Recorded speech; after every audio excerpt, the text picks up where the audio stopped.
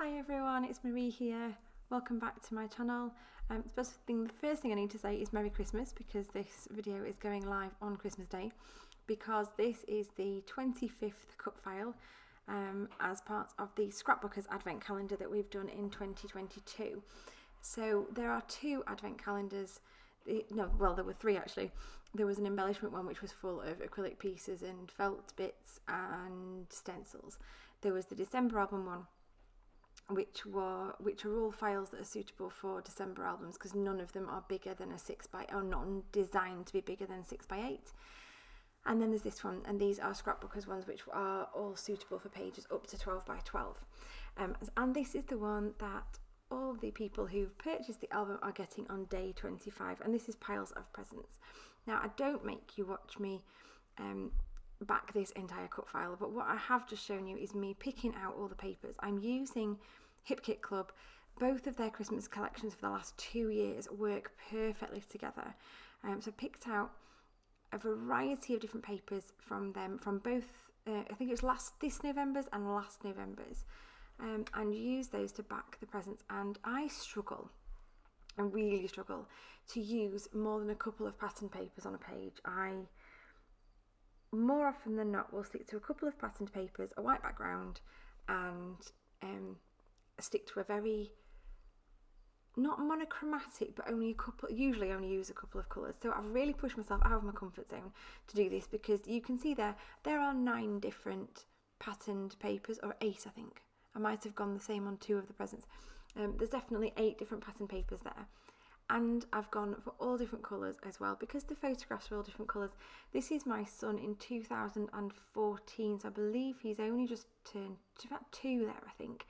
And his grandma bought him this beautiful bear, and he was called a Joffrey bear. And the idea with the Joffrey bear is that you have this special album, and you take the bear along with you, and you take pictures of yourself with the bear.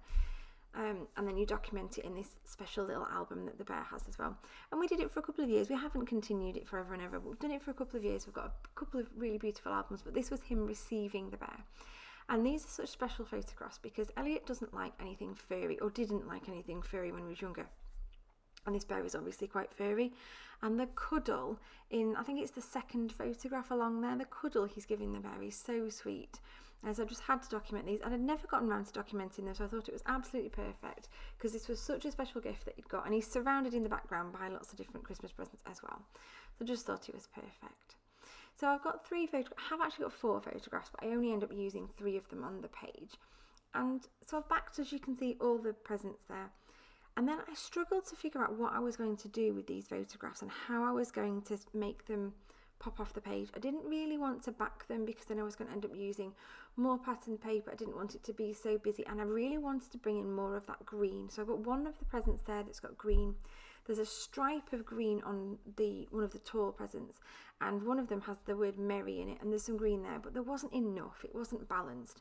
So I decided to pull out the chipboard frames. Now, I've got lots of ideas on how to use chipboard frames. I love pages where it's kind of all just chipboard frames and you use them in a variety of different ways on a page. But I've got lots of them, so I needed to do something with them as well. And I rarely use them other than doing pages that are like a complete feature of chipboard frames. So I decided for this one I was going to use them to help pop those photographs off the page. So I've chosen 3. I mess about for a little while, as you saw me do there, choosing which ones exactly that I'm going to use. But in the end, I choose 2 green on the outside and then a stripy red one for the middle. And they don't fill the whole of the back of the photograph, and it doesn't matter, because I'm going to use ephemera to sort of where they overlap and things to fill in any gaps that appear. And it also kind of made me feel like my photographs had become almost like mini presents on the layout as well.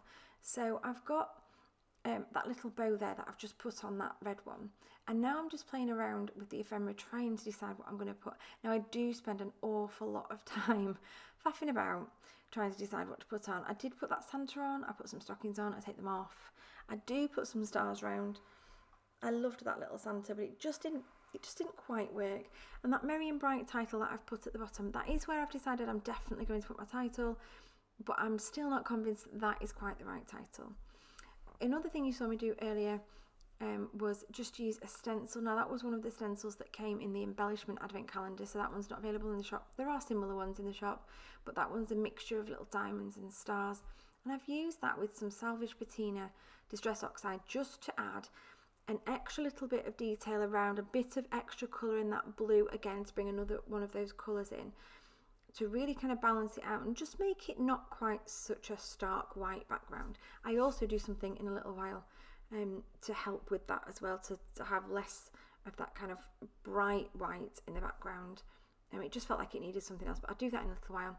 I'm still messing about with the ephemera. I'm still trying to decide, is that where the title's going? Is this the title I'm going to have? And I do faff about for quite a while. I apologise. I do love that tag though. You'll see that blue tag that I've placed on the tall present there, and I've put another bow on top of it because it had a little bit of yellow on and I didn't really want the yellow on my page. So I've popped that bow on top, and I'm going to use that tag there. I'm going to stick it at a diagonal, and I'm going to use that for my journaling. So I had a little break, come back and decided that I'm happy with the placement of all of the things so far. So I'm just pressing down the chipboard frame, so they're adhesive, and I'm just adding some glue to the frames to attach my photographs then onto the page. I was going to use double-sided sticky, but I figured it would be too tricky to kind of figure out where to put it, so I just decided to use some wet glue.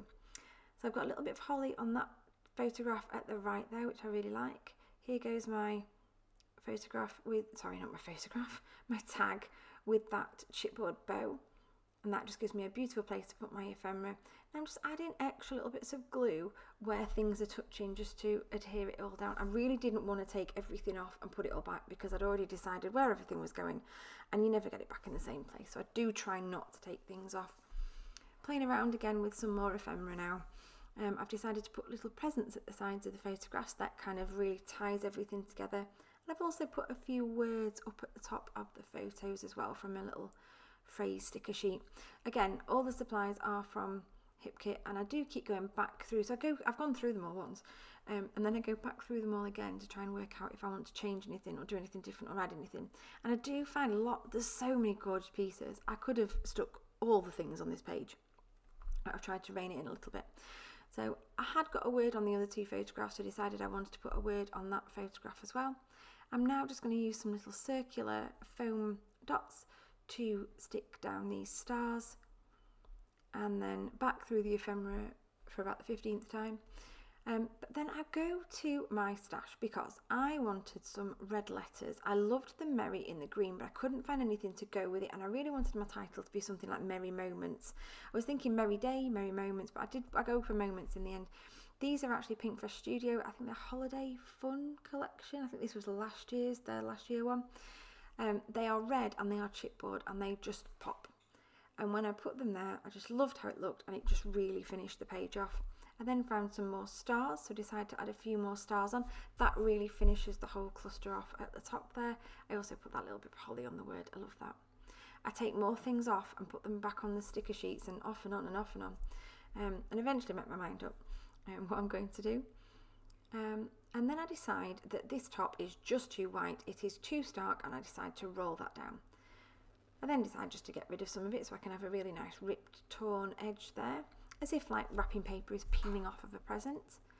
And then it's just a case of deciding what paper I'm going to use, and I go for that pink and red stripy in the end. It's the one that looks the best, the brightest.